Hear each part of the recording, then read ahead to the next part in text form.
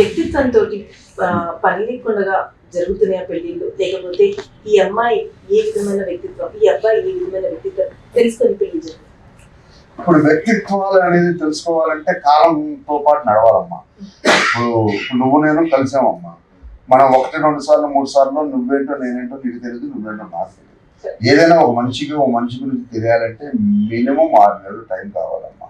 6 నెలలు టైము కలిసి ట్రావెల్ చేస్తేనే తెలుస్తుంది. అసలు వ్యక్తిత్వం పక్కన పెట్టమ్మా, అలవాట్లే తెలీదు.